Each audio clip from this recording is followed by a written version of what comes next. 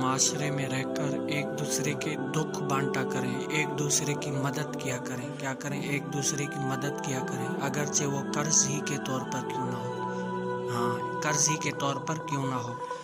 اگر کسی کو قرض دیں گے اللہ تعالیٰ آپ سے راضی ہوگا۔ ہاں، پھر اس کو ستایا بھی نہ کریں، بار بار اس کی آنکھوں میں آنکھیں ڈال کر اس کو احسان بھی نہ جتلایا کریں۔ کیا کریں؟ اللہ کی راہ کے لیے دیا ہے تاکہ وہ خوش ہو جائے۔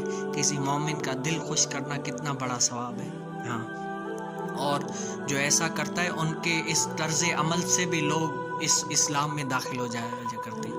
ہمارے امام اعظم ابو حنیفہ رضی اللہ تعالیٰ عنہ نے ایک مجوسی کو قرضہ دیا تو ایک دن کیا ہوا، لینے کا دن آ گیا تو امام اعظم ابو حنیفہ اس سے قرضہ لینے کے لیے ان کے گھر گئے۔ تو گھر جاتے ہیں تو پاس میں کیا ان کے پاؤں میں ایک کیچڑ لگ گئی، نجاست لگ گئی جو اچھالتے اڑ کر ان کے گھر پر لگ گئی۔ اب خوف الہی تھے، وقت کے امام ہیں، اللہ تبارک و تعالی نے بڑا رتبہ دیا ہے، سوچ رہے ہیں اگر کیچڑ کو یہیں رہنے دیتا ہوں تو دیوار خراب رہتی ہے، اور اگر کیچڑ کو نکالتا ہوں تو پاس میں مٹی بھی نکلے گی، یہ اس کا نقصان ہوا۔ تو اسی کشمکش میں ہے کہ آخر کروں تو کیا کروں۔ جا کر دروازے پر دستخط دیتے ہیں، کہتے ہیں کہ جاؤ اس مجوسی کو بلاؤ۔ دستخط دے رہے ہیں تو وہاں سے ایک لونڈی آئی، کہا کہ جاؤ اپنے اس مجوسی کو بلاؤ، آقا کو بلاؤ۔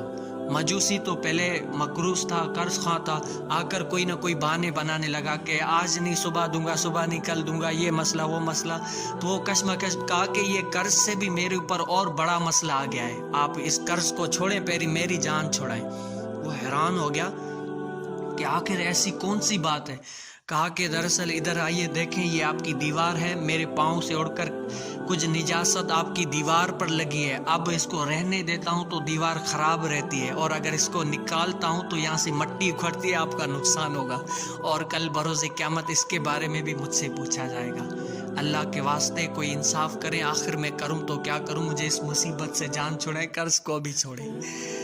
وہ مجوسی دیکھتا ہے کہ ایسا خوف الہی، ایسا عاشق رسول خوف اس کے دل میں، تو مجوسی کہتا ہے کہ اے امام اعظم، پہلے اس گندگی کو چھوڑیں، پہلے میرے گندگی، اس دل کو گندگی سے دور کریں، صاف کریں، مجھے کلمہ پڑھائیں کہ میں محمد عربی صلی اللہ علیہ وسلم کا غلام بن جاؤں، اسلام میں آ جاؤں۔ ان کے طرز عمل سے بھی لوگ اسلام میں آ جایا کرتے تھے۔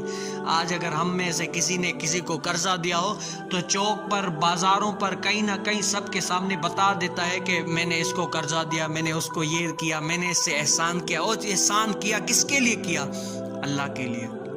نہ یہ اجر دے گا نہ وہ اجر دیں گے، اجر کون دے گا؟ میرا مالک دے گا تمہیں۔ کس کے لیے اجر کر رہے ہو؟ اگر کیا ہے تو رب تعالیٰ کی رضا خوشنودی کے لیے کیا ہے، سب کو کیوں بتا رہے ہو، اور اس غریب کو سب کے سامنے کیوں بےزتی کروا رہے ہو؟ اللہ کے لیے دیا ہے تو اللہ تعالیٰ تمہیں اس کا اجر دے گا۔ صاحب کسی کو ستایا نہ کریں، دیکھ کر کسی کو ستایا نہ کریں۔ اللہ تعالیٰ فرماتے ہیں اگر تم اس کو معاف کر دو تو اس کا اجر تم یہاں پر بھی دیکھ لو گے اور وہاں پر بھی دیکھ لو گے۔ ہاں، وہاں پر بھی دیکھ لو گے۔